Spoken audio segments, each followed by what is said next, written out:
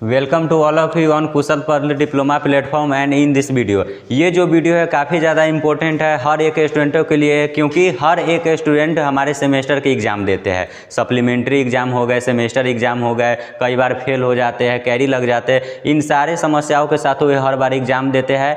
लेकिन उनमें से बहुत से ऐसे स्टूडेंट होते हैं जिनकी मतलब पढ़ाई अच्छे से नहीं हो पाती है, या उन थोड़ा पढ़ाई के रूप में मतलब पढ़ाई लिखाई में कमज़ोर होते हैं।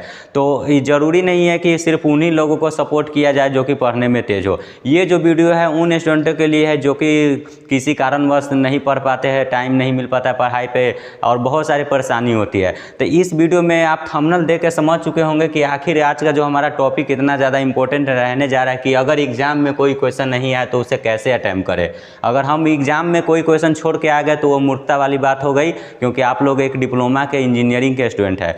कुछ अपना दिमाग लगा कर करना है और कुछ आप लोगों को इस वीडियो में बताने जाएंगे। अगर इतना चीज़ करके आते हैं तो आपका क्वेश्चन एक भी नहीं छूटेगा। थोड़ा अपना एफर्ट लगाना है। अगर उतना भी नॉलेज आप नहीं रखते हैं तो फिर ये वीडियो मत देखिए, उसको यहीं पे स्किप करिए। तो वही जो पॉलिटेक्निक के स्टूडेंट अभी मैं देखा हूँ तो 10 फरवरी से हमारा सप्लीमेंट्री एग्जाम में स्टार्ट होने जा रहा है, जिसमें कैरी और फेल वाले स्टूडेंट भी एग्जाम देने जा रहे हैं। तो उन लोगों को ये सारे वीडियो देने के लिए मेनली पर्पज़ चुना हूँ।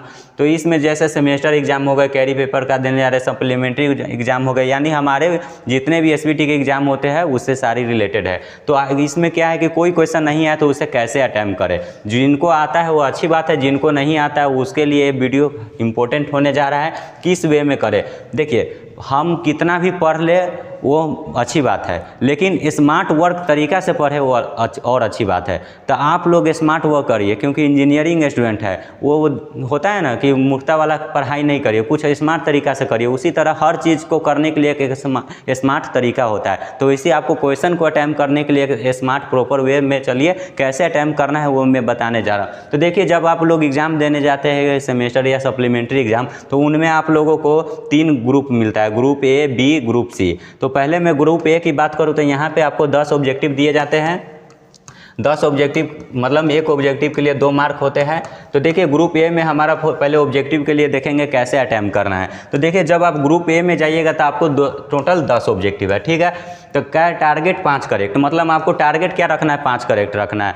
तो आप बोलिएगा कि सर आप तो उन लोगों के लिए वीडियो बना रहे जो साफ पढ़ा नहीं है, तो फिर हम 5 सही कैसे कर देंगे, ये बात होती है। तो देखिए आप सेमेस्टर 6 महीना नहीं, हम 4 महीना लेके चलते। 4 महीना में अगर आप थोड़ा 2-2 मिनट रोज़ बुक उल्टाए होंगे या क्लास 1-2 पीछे भी बैठकर किए होंगे तो आप लोगों को थोड़ा बहुत अपने सिलेबस के बारे में जानकारी होगा। और उतना में मैं उम्मीद करता हूं कि आप लोग 2 या 3 ऑब्जेक्टिव तो सही कर ही सकते हैं, ये तो कन्फर्म है। तो मान लीजिए कि हमारा 10 ऑब्जेक्टिव का टारगेट था, जिसमें हमारा 3 ऑब्जेक्टिव बन गया। तो 7 ऑब्जेक्टिव का क्या करेंगे, अभी भी हमारा 2 ऑब्जेक्टिव पुराना बाकी है, क्योंकि 5 हमारा टारगेट है।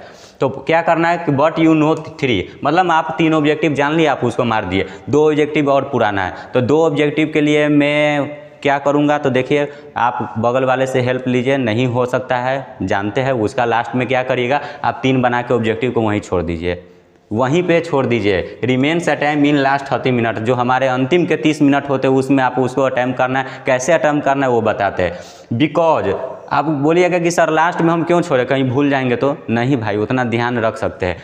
बिकॉज क्योंकि ऑब्जेक्टिव जो are found in your subjective question, जैसे आप सब्जेक्टिव क्वेश्चन बनाते हैं ना, उसमें बहुत सारे आपके ऑब्जेक्टिव के आंसर मिल जाएंगे। कैसे, देखिए अगर कोई क्वेश्चन लिखा है कि हमारा फ्रिक्शन, जो जैसे ऑब्जेक्टिव में पूछ दिया फ्रिक्शन हमारे मोशन के किस डायरेक्शन में लगते हैं, अब आगे पीछे दाएं बाएं हो सकता है। अब वही हमारा कोई क्वेश्चन दे दिया कि फिर जो हमारे फ्रिक्शन होते हैं मोशन के अपोजिट डायरेक्शन में लगते हैं, कैसे। तो वहाँ तो आपको क्वेश्चन में इसका आंसर मिल गया कि नहीं, कि अपोजिट डायरेक्शन में लगता है। तो आप जितने भी हमारे ग्रुप बी सी अटैम्प्ट करिएगा, रीडिंग भी दीजिएगा, तो 1 मान लेते एक ही ऑब्जेक्टिव तो मैच कर जाएगा इससे। तो एक ऑब्जेक्टिव अगर यहाँ से आ गया तो आपको 4 तो हो गया, आप बचा है एक तो ये आप किसी से पूछ सकते हैं नहीं। 6 बचा है तो 6 में आप तुक्का मारिएगा तो 1 तो सही हो ही जाएगा। तो यहाँ से 5 ऑब्जेक्टिव क्लियर हुआ। क्यों मैं बोला 30 मिनट में अटैम्प्ट करने के लिए, क्योंकि यहाँ से आपको बहुत सारी हेल्प मिल सकती है। तो ये तो समझ गए कि ग्रुप ए में जितने भी 10 ऑब्जेक्टिव है वो सही करना है। तो सर बोले हैं कि 5 ही क्यों, 5 से ऊपर करिएगा तो आपका जायज़ा है। मिनिमम हम 5 टारगेट लेके चलते हैं, आपको 5 सही करना ही है। कॉन्फिडेंस इतना होना चाहिए कि भाई उतना, देखिए मेन बात होता है बच्चे घबरा जाते हैं, घबराना नहीं है, कॉन्फिडेंस रखिए, अलग बात है। चलिए तो यहाँ ऑब्जेक्टिव का बात हुआ ख़त्म। आप हम ग्रुप बी की ओर बढ़ते हैं। आप इस चीज़ को ज़रूर अप्लाई करिएगा। देखिए बच्चे डिमोटिवेट इस वजह से हो जाते हैं कि पहला क्वेश्चन पढ़ के नहीं गए हैं, पहला बात। दूसरा, पहला क्वेश्चन देखे वो नहीं आया, दूसरा क्वेश्चन देखे वो भी नहीं आया, तीसरा देखे वो भी नहीं आया, बच्चे और घबरा जाते हैं। घबराए नहीं, उसको वहीं पर छोड़ दे। टाइम उतना मत दीजिए भाई, 2 नंबर का एक ऑब्जेक्टिव के लिए आप उतना टाइम दीजिएगा नहीं, उसको लास्ट टाइम में अटैम्प्ट करना है। ग्रुप बी की बात करो तो ग्रुप बी में हमारा आता है 4 मार्क का क्वेश्चन, जो कि कितने रहते हैं 5, यानी 20 नंबर का। तो एवरी क्वेश्चन के लिए 4 मार्क दिए जाते हैं। आपको क्वेश्चन रहते हैं और करके, मतलब एक क्वेश्चन यहाँ है तो एक क्वेश्चन नीचे भी रहता है, दोनों में से आपको एक अटैम्प्ट करना है। तो यहाँ पे 5 4 जा 20 यानी आपको उसके अथवा लेके चलेंगे तो डबल क्वेश्चन, मतलब एक में आपको 2 क्वेश्चन मिलेंगे। इतना बात जानते हैं। तो इसमें कैसे अटैम्प्ट करना है? स्टेप 2 में आपको क्या करना है कि जो पहले आपको आता है थोड़ा या कम, जो आपको पहले आता है 5 क्वेश्चन है, 5 गो में आपको 2 आता है, 1 आता है, एक ही आता है मानते हैं, क्योंकि आप लोग का प्रिपरेशन हम कमज़ोर है, वीक है, इस पर्पज़ से वीडियो में समझा रहे हैं। तो एक आता है, आप उसको एक अटैम्प्ट करिए, 1 पेज में जाए, 1.5 पेज में जाए, उसको ले जाइए। और एक बात मैं अभी आप लोगों को बताने जा रहा हूँ, शायद आप पहले नहीं सुने होंगे। जो क्वेश्चन आता है आप लोगों को, जो क्वेश्चन का आंसर आता है, आप उसी में सबसे ज़्यादा पेज भर सकते हैं। बाकी आपको जो क्वेश्चन नहीं आता उसमें नहीं भर सकते, ये बात जान लीजिए। तो आपको एक क्वेश्चन आता है तो क्यों नहीं हम उसको 3 पेज में लिख के आए? बेसिकली बात है। मैं क्या बोला कि जो क्वेश्चन आपको आता है उसी में आप ज़्यादा लिख सकते हैं, पेज भर सकते हैं। जो नहीं आता उसमें आपका दिमाग ही नहीं काम करेगा कि आगे क्या लिखे। इस बात को ध्यान रखें, जो आपको आता है उसको एक्सप्लेन करके लिखिए। लिखने का तरीका क्या है नहीं है वो हमारे और बादल भारती द्वारा जो वीडियो अपलोड हुआ, बहुत सारे एग्जाम में गाइडेंस के लिए वीडियो है, आप चैनल पर एक बार विजिट जरूर करें। तो उसको आप अपने जैसे आता लिख सकते हैं, डायग्राम वायग्राम सारा चीज़ देना है, टेबल उबल थोड़ा स्पेस बढ़ा के राइटिंग अच्छा करके लिखना है। आप जो नहीं आता उसका क्या करें? बहुत से बच्चे हैं जो एग्ज़ाम देने जाते नहीं आता है। तो ये वीडियो में यही लाया हूँ कि क्वेश्चन नहीं छोड़ना है। मेन टारगेट है कि भाई क्वेश्चन नहीं छोड़ना, कोई कीमत में क्वेश्चन नहीं छोड़ना। टाइम इतना रहता है कि आप आधा घंटा सो के आइएगा। हम भी जब एग्ज़ाम देते तो लास्ट के आधा घंटा सो के आते थे, ठीक है। उसके लिए कुछ बातें हैं जो अभी बताने जा रहा हूँ, यहाँ पे टेस्ट करना मुमकिन नहीं था। मान लीजिए कि आपको 5 क्वेश्चन था, उसमें एक क्वेश्चन आपको आ गया, 4 क्वेश्चन बचा है, 4 2 जा यानी 8 है, 8 में से आपको 4 अटैम्प्ट करना है। तो हम मान लेते हैं कि आपको चलिए 4 क्वेश्चन के लिए आप नहीं 4 नहीं तो 3 इसमें अटैम्प्ट करना है। 3 कैसे अटैम्प्ट करना है उसके लिए देखिए क्वेश्चन पहले आप देखिए कि क्वेश्चन क्या है। क्वेश्चन देखने के बाद वो देखिए कौन से यूनिट का, पहला यूनिट है कि दूसरा यूनिट है, तीसरा यूनिट है। मान लीजिए तीसरा यूनिट हमारे मैकेनिक्स का है फ्रिक्शन। क्या है? यूनिट हमारा 3 है, फ्रिक्शन है। फ्रिक्शन में दे दिया कि फ्रिक्शन क्या है और इसके नियम क्या है, यानी friction, what is friction, write down law of friction. तो आप देखिए यूनिट 3 के में मेरा फ्रिक्शन है, तो आप पहले क्वेश्चन को देख के तो पहुँच गए कि हम इस यूनिट का क्वेश्चन है। आप उस शब्द से क्या जानते हैं, फ्रिक्शन से क्या जानते हो, उस यूनिट में क्या क्या अभी तक देखे हैं, कुछ आइडिया लगाइए, उसके बाद लिखना स्टार्ट किए। फ्रिक्शन क्या है? तो इट इज ए फोर्स, लिख सकते हैं, इतना कौन नहीं लिख सकता। फ्रिक्शन क्या है? It is a force.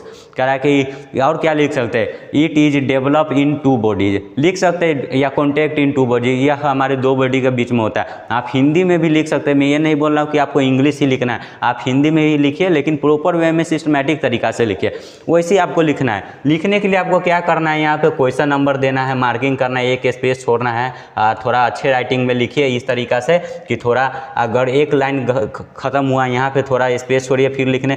मतलब देखिए आप क्या करना है कि पेज हमको भी भरना है, तो भाई उतना हम लिखते जाएंगे, सटा कर, एक तो आंसर आता नहीं है, ऊपर से कितना पेज भरेंगे, दैट्स इम्पॉसिबल। तो आपको क्या करना है कि आपको थोड़ा थोड़ा स्पेस लेके चलना है। और डायग्राम भाई आप लोगों को बताना है, क्योंकि आप उस यूनिट को वो सिर्फ स्पेसिफिक जो हमारा एक क्वेश्चन का आंसर नहीं दे रहा है, आप उसको किस वजह से दे रहा है कि उस यूनिट में पूरा कंक्लूजन निकाल के उस यूनिट से रिलेटेड लिख रहा है। अब मान लेते हैं कि आपका आया है फ्रिक्शन से आए, आप दे दीजिएगा हमारा, मान लीजिए कि सेंट्रॉइड से क्वेश्चन दे दीजिएगा, तो उसका भाई पूरा आप लोग विपरीत लिख के आए, अपोजिट लिख के आए, तो एग्जामिनर वहीं काट देगा। लेकिन अगर यूनिट 3 से हमारा फ्रिक्शन पूछा है, तो उस फ्रिक्शन वाले यूनिट से आपको जो जो आता है उससे मिला कर आप लिखिए, उतना नंबर आपको।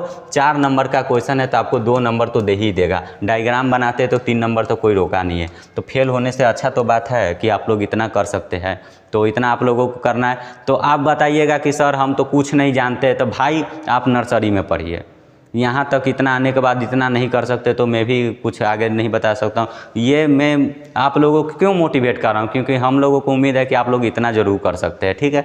तो आप लोगों को अगर कोई बात बुरी लगे तो मैं माफ़ी चाहता हूँ, क्योंकि वीडियो के बनाने के पीछे बहुत सारा टाइम दिया जाता है। तो ठीक है, आगे हम आते हैं ग्रुप सी के लिए। तो ग्रुप सी में हमारा क्या है, लॉन्ग क्वेश्चन, यानी 6 मार्क का क्वेश्चन। ये 5 क्वेश्चन रहते हैं, 6 पंचे 30 नंबर, उधर 40 नंबर, उधर 20 नंबर, 30 20 50 और 20 ऑब्जेक्टिव में, यानी 70 मार्क का।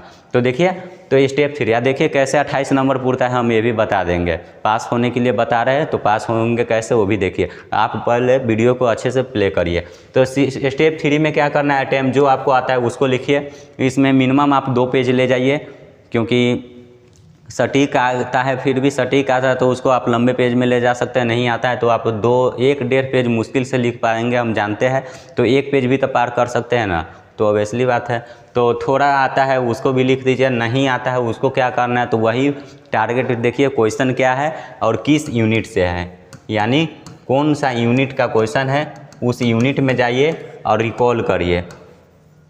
रिकॉल क्या करना है कि ये क्या है, मतलब उसको देखिए कि वाट, पहले देखिए ये है क्या, और आपको कुछ आइडिया नहीं लग रहा है तो उस यूनिट में आपको जो जो थोड़ा थोड़ा पढ़े हैं उससे रिलेटेड उस तरीक़ा से लिख दीजिए। और इतना लिखने के बाद आप लोगों को एक और बात बता देता हूं कि जैसे ऑब्जेक्टिव का क्वेश्चन देखते होंगे और सब्जेक्टिव का क्वेश्चन देखते होंगे, अगर मान लीजिए कि 6 नंबर में भी फ्रिक्शन से आ गया लॉ ऑफ फ्रिक्शन और यहाँ आ गया व्हाट इज फ्रिक्शन, तो थोड़ा दोनों को कंबाइन करके क्वेश्चन को देख कर लिख दीजिए। स्टार्टिंग अच्छा से करिए जिससे एग्जामिनर चेक करे तो लगे। और हिंदी इंग्लिश दोनों आप लिख सकते हैं, आप हिंदी में दे रहे थे हिंदी में दीजिए कोई क्वेश्चन का, उसमें दोनों लैंग्वेज मिक्स मत करिए। डायग्राम बनाइए, डायग्राम का 12 फिगर होना चाहिए। डायग्राम बनाइए, डायग्राम में अगर ए है तो लिख दीजिए लेट ए पॉइंट अपर बी पॉइंट लोअर इतना डिग्री, लेट उट, मतलब ये सब तो बेसिकली बात है। आप जब मैथ सॉल्व करते थे ये सब मानना करते हैं, तो ये सब लिखना है। ये सब लिखने से आपका क्या होगा, कॉपी का स्पेस हो जाएगा और वहाँ पे जो नंबर आपको नहीं दिए जाने वाले थे खाली छोड़ने से, वहाँ पे 1 नंबर भी तो आएगा। नहीं लिखिएगा तो 0 नंबर, और लिखिएगा तो भाई 1 नंबर या 2 नंबर भी तो आएगा, और शायद उसी 1-2 नंबर से आप लोग पास हो जाए। तो इसलिए मैं बता रहा हूँ। तो आप लोग समझ चुके होंगे। अब बात आती है कि पास 28 नंबर कैसे पूरेगा। तो 5 ऑब्जेक्टिव था, 5 दूना 10 नंबर, ठीक है। आप मान लीजिए कि 3-4 नंबर का क्वेश्चन सॉल्व किए, जिसमें आप लोगों को 1 आया, 1 में 4 मिलना चाहिए था लेकिन आया 3 नंबर, ठीक है। 2 हमारा 1 छोड़ दिए, 2 सॉल्व किए तो इसमें 2-2 आया, 4 नंबर, 4-3 7 नंबर हुआ, 10-7 17 नंबर हुआ।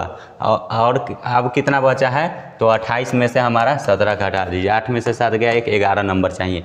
तो 6 नंबर का अटैम्प्ट किए, 6 नंबर में हमको 6 नंबर नहीं मिला, 5 नंबर मिला, यानी 17 + 5 कर दीजिए, कितना हो गया, 22 नंबर हो गया।